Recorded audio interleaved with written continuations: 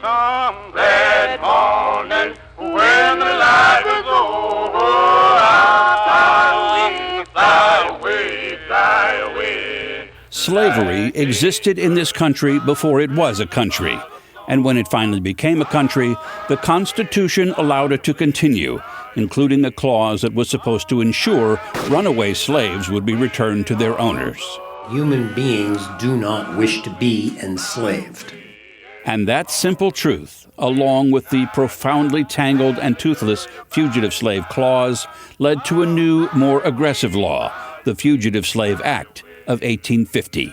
One contemporary called it, and I quote, "the most disgraceful, atrocious, unjust, detestable, heathenish, barbarous, diabolical, man-degrading, woman-murdering, demon-pleasing, heaven-defying act ever perpetrated." The Fugitive Slave Act demanded runaway slaves be returned to their owners without trial by jury, and led to a kind of brutal street theater that startled its unwitting audiences who saw runaways and occasionally free blacks mistaken for runaways handled with shocking cruelty. Northerners could not pretend anymore that slavery was somebody else's problem. Columbia University professor Andrew Delbanco sheds light on this dark chapter of American history in a new book, The War Before the War: Fugitive Slaves and the Struggle for America's Soul, from the Revolution to the Civil War. If there was ever a law of unintended consequences, the Fugitive Slave Law of 1850 was it. I go so far as to suggest that it lit the fuse that eventually led to the Civil War. For we are American. How a compromise that was supposed to keep the states united instead pulled the last threads from the frayed seam holding the North and South together. In this edition, a first-person one-on-one with Andrew Delbanco, presented by St. Louis County Library and HEC Media. Andrew Delbanco, welcome to St. Louis. We appreciate you visiting with us. Thank you. Glad to be here. First, we should sort of set the table for folks with the premise where this all starts in the Constitution with the Fugitive Slave Clause, not to be confused with the Fugitive Slave Law, which we'll get to, but the Fugitive Slave Clause in the Constitution. What is it and why is it there? Well, I think one way to think about it is that when those delegates from 13 colonies, actually really only 12 because the Rhode Islanders didn't show up in Philadelphia, when the delegates from the colonies came together to try to create one country, they understood that they were representing two countries, because slavery in the southern states was the bedrock of the economy and the culture. In the northern states, slavery was clearly on the road to extinction. It wasn't legally abolished fully in some of the northern states until the 1820s, but it was quite clear that slavery was becoming marginal and peripheral in one part of the country and more central in the other part. So they had an immediate problem. They had a number of problems they had to address if they were going to try to pull this political trick off. But that particular problem was, what would be the status of a human being who was considered property in one state, who took himself or herself physically and escaped to another state where slavery was not legal? The way I think about it is that they needed what we might call a kind of intra-national extradition treaty, a way to deal with that problem, because from the point of view of slave owners, it was a very threatening prospect that their human property would be insecure within the borders of the new nation. So for that reason, they proposed a clause in the Constitution which has come to be known as the Fugitive Slave Clause. It actually applied also to apprentices and white indentured servants, but everybody understood that it was fundamentally about runaway slaves. And I'm paraphrasing now, but it stated that no person owing service or labor in one state can escape that obligation by going to another state, but must be returned to the party to whom service or labor is due. And that's where the struggle over fugitive slaves really began, as a legal matter, as a political matter. And yet it doesn't use the word slavery. That's right. The word slave or slavery never appears in the Constitution, actually, until the 13th Amendment, which was ratified for the purpose of abolishing slavery. And historians have debated for many decades, even centuries, as to why this was the case. I'm persuaded that there's some truth to the view that the founding fathers, at least most of them, including some of the Virginian slave owners, did not believe that the concept of property in men should be permitted in the Constitution. And yet they all understood that slavery was a reality, and the Fugitive Slave Clause was one of the ways they tried to protect it. Obviously, this was all about trying to compromise, trying to placate, to keep the country together, to form the country. Was there some thought in the back of the minds of the people there that let's put this in anyway because slavery is probably going to go away on its own in the not too distant future? Well, that's a great question. I think there's reason to believe that most of the founding fathers actually did think that slavery was en route to extinction. One of the other acknowledgments of slavery in the Constitution was that they postponed for 20 years the possibility that the Congress would pass a law prohibiting the international slave trade.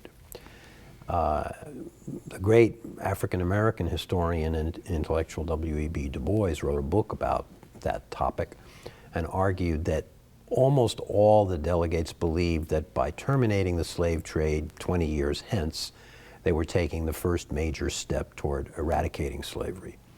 So I think that's true. I think if you listen to some of the founders, including the slave-owning founders like Thomas Jefferson, you hear him saying things like, and I think I've got this about right, the spirit of the master is abating, the spirit of the slave is rising from the dust.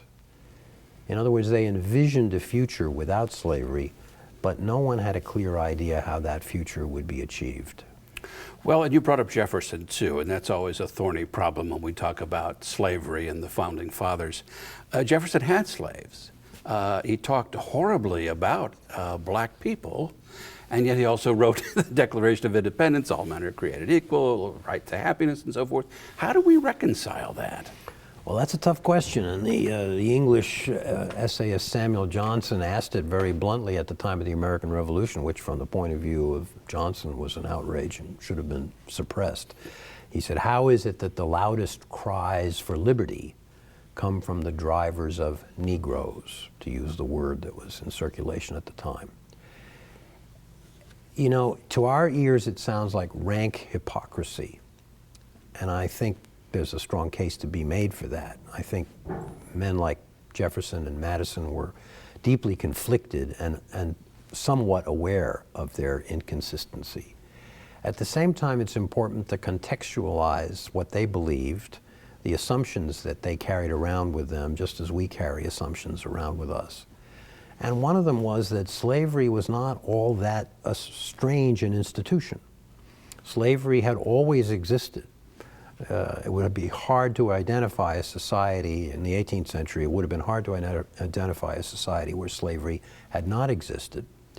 So in some ways, the idea that you could have an egalitarian society where there wouldn't be anybody subjugated by anybody else was a radical and revolutionary idea. That's one way to understand the context. Another is that, of course, people like Jefferson inherited their slaves. They were born into a slave society. They could claim with some justification that it wasn't their idea, wasn't their choice, that history had conferred this institution upon them, and that finding a way to eradicate it was a complicated political task, since slaves, of course, represented a huge economic asset for the slave owners.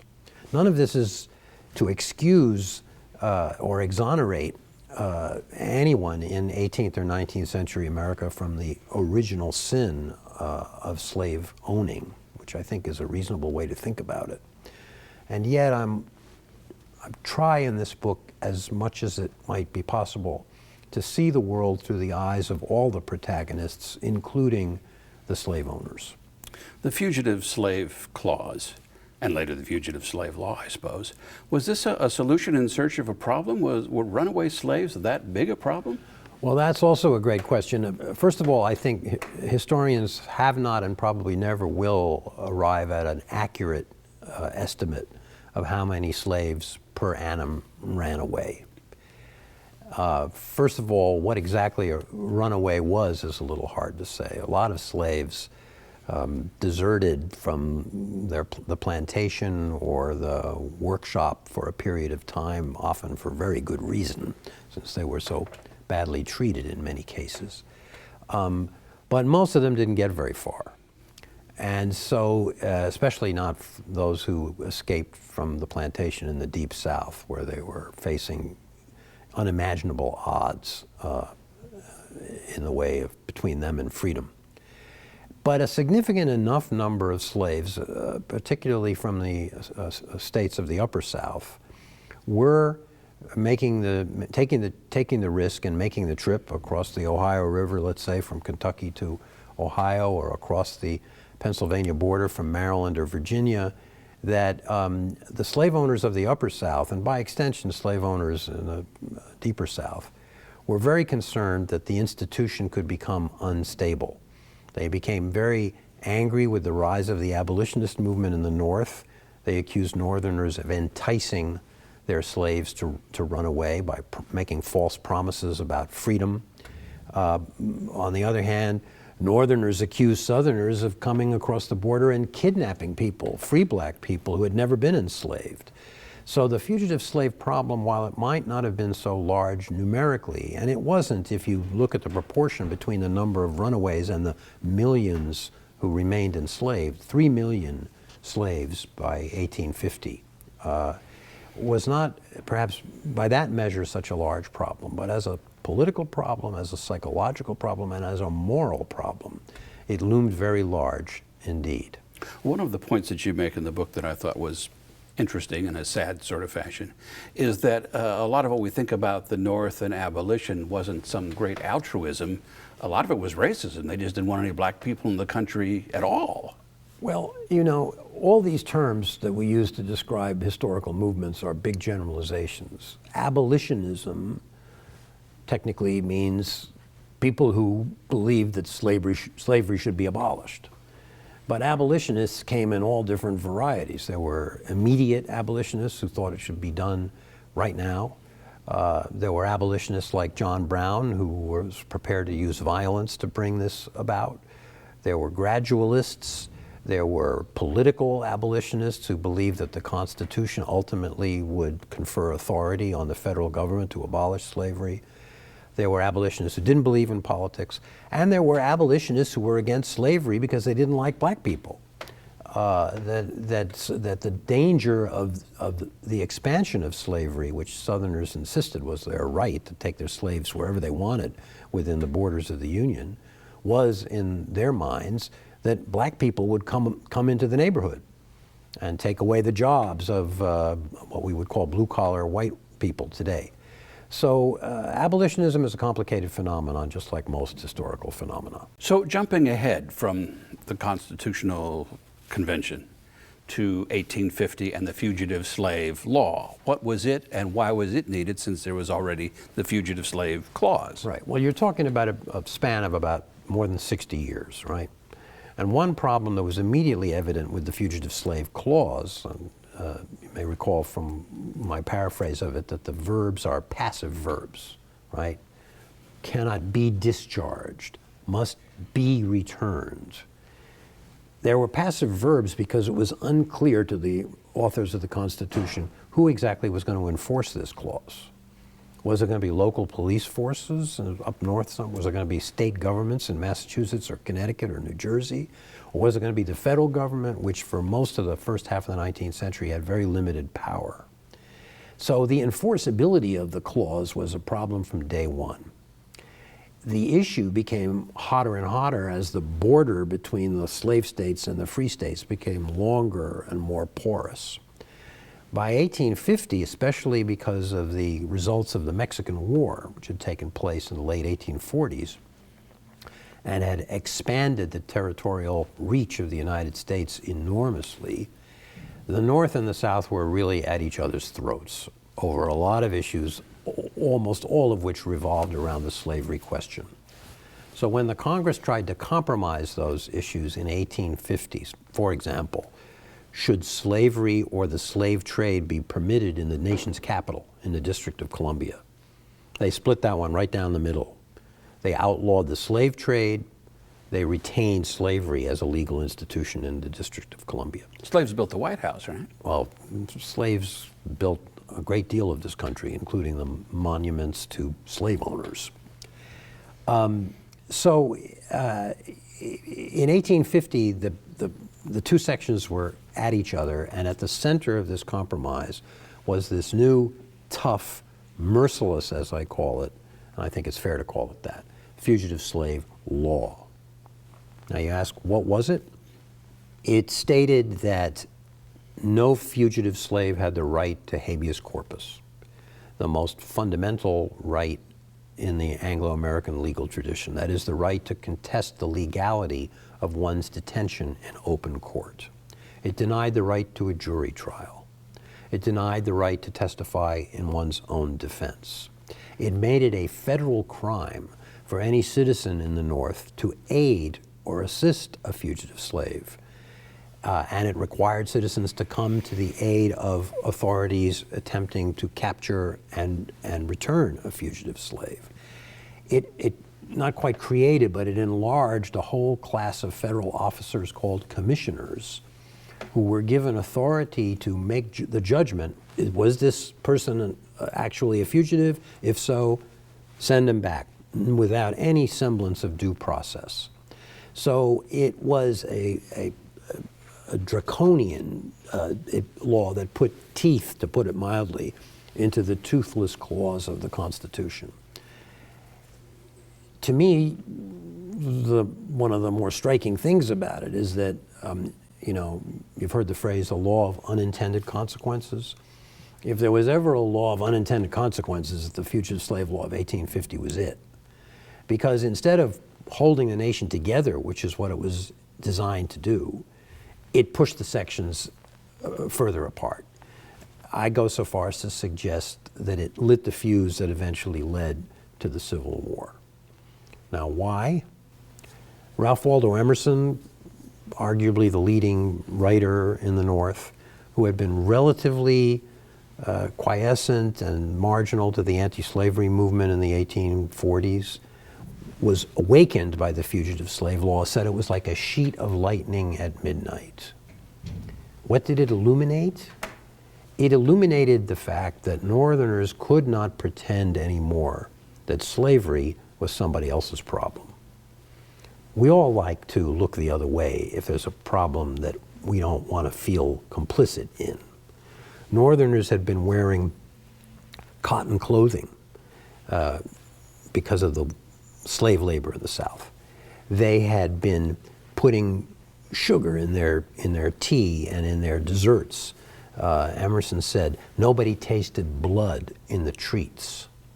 The Industrial Revolution that came to the North in the 1830s was really launched by the textile mills in Massachusetts and Connecticut that were weaving slave-grown cotton into cloth for export or domestic consumption. The banks in Boston and New York were financing the plantations. So the North was up to its eyeballs in slavery. All Americans were complicit in slavery. But if you didn't have the sight of a runaway literally being dragged in manacles to the courthouse in your hometown, you could pretend it was somebody else's problem. Once the Fugitive Slave Law was passed and you began to see men and women, in some cases neighbors who had lived in the area for 10, 15, 20 years, being dragged off to jail and then sent by ship back to the slave owner, it was no longer possible to pretend that the North was not involved. Well, and for blacks in the North, and I've heard you make this analogy before, it's almost like the Jews in Poland and Germany before World War II, where every footstep was terrifying, because even if they weren't runaway slaves, if they were free blacks living in the North, there was a chance that they could just get dragged by the collar and brought to the South, certainly with no due process. I think that's right. I think one of the grim realities that one begins to understand in studying 19th century America is that black people almost never felt secure in their day-to-day life in this country. And that law certainly made them even more insecure. In the cities and in the countryside, the sight of law enforcement officers was terrifying to black people. The confidence that they could have that there were any institutions that were there to protect their rights was almost nil. So I think what you say about the effect on black people is very true. Did your research bring you to St. Louis or Missouri very frequently? I did come to St. Louis, and I spent some time in the archives at Washington University to read the papers of William Greenleaf Eliot, who's a fascinating figure. Most people, if they've heard of him at all, have heard of him, A, because he founded Washington University, and B, because he was the grandfather of the great 20th century poet T.S. Eliot. Turns out he was a fascinating figure, a Boston Unitarian who came to St. Louis, 1834, I believe, to take up the pulpit here, and wrestled with the question of how open he should be about his own passionate opposition to slavery, and largely kept it to himself, quietly worked toward what he hoped would be the gradual abolition of slavery, very suspicious of out-and-out abolitionists because he feared that they would drive the country to violent conflict with itself and that the South would secede from the Union earlier than it actually did. So Eliot's a fascinating figure as we watch him wrestling with his conscience. When the Civil War finally arrived, he became a strong supporter of General Fremont, who issued an emancipation order that President Lincoln countermanded because he feared it would drive Missouri into the Confederacy. And Eliot, during the war, harbored a fugitive in his own home. I think he was a courageous man. And speaking of slaves that were able to find safe haven, there are a number of cases in the book. One that was particularly telling, I thought, was the one of Ellen and William Craft. Tell our viewers about that. Well, there's some fantastic stories about how resourceful fugitives were in figuring out a way to get away. So Ellen and William Craft were enslaved in Macon, Georgia. Ellen was a light-skinned woman and William was a dark-skinned man. And Ellen came up with initially, William thought it was crazy, idea that she would dress as a man, pose as a white slave owner, and he would travel with her as her slave, and they would make their way north, which they did. And in their memoir that they wrote, they pointed out they stayed in all the best hotels, including some where people like John C. Calhoun had checked in not so long before.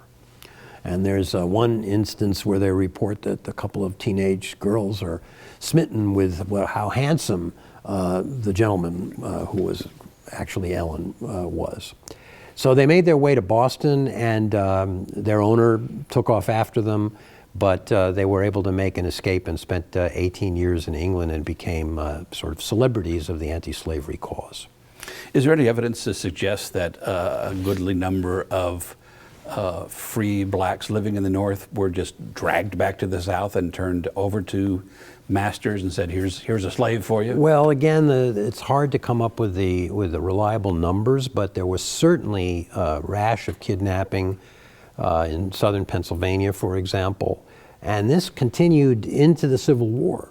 When General Lee's army was retreating from Gettysburg in 1863, the Confederate soldiers seized black people right out of the fields and off the roads and took them with them to support them and work for them. And I'm not sure how much we know about the ultimate destiny of many of those people. I don't imagine there were too many slave owners that said, oh, that's not my slave, you can take it back. There were some. There were some who insisted on their scrupulosity in that regard and said, I would never tolerate the idea of a free black person being forcibly enslaved. But again, it's hard to say who was in the minority, who was in the majority.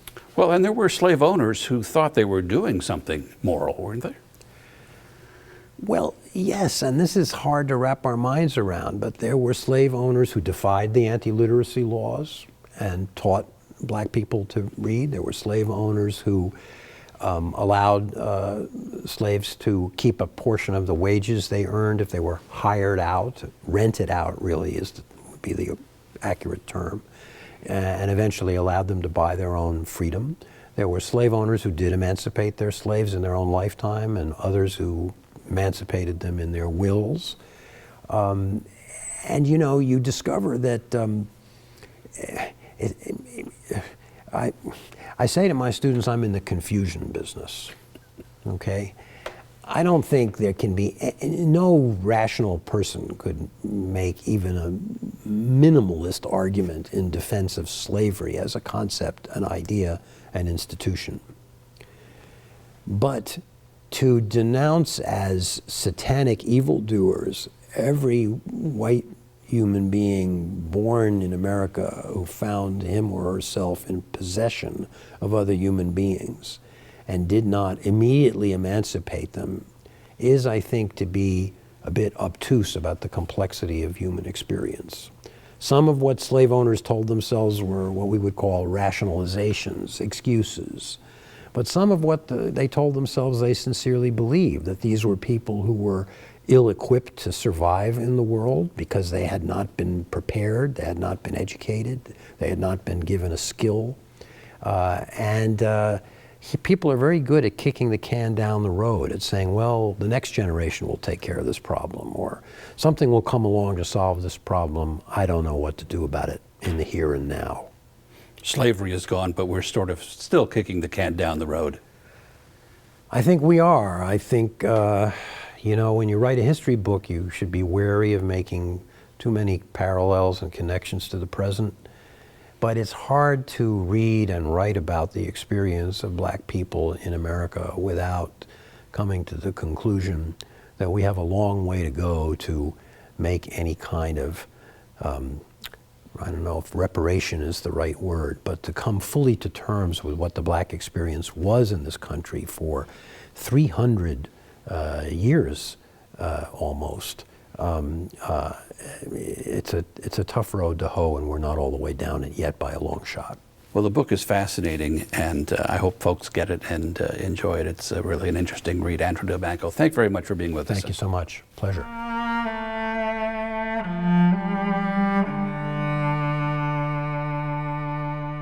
In 1841, when Charles Dickens came to the United States on a book-selling tour, he was struck by the many newspaper notices, quote, coolly read in families as a part of the current news and small talk, in which slave owners offered rewards for return of their runaways.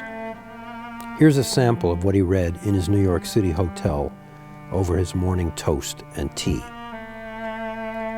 Ran away, a Negro woman and 2 children. A few days before she went off, I burned her with a hot iron on the left side of her face.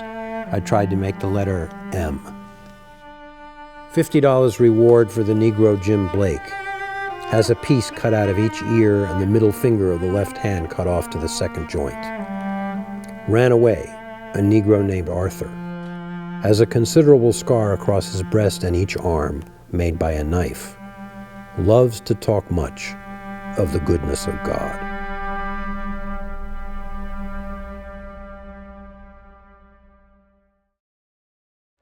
For we are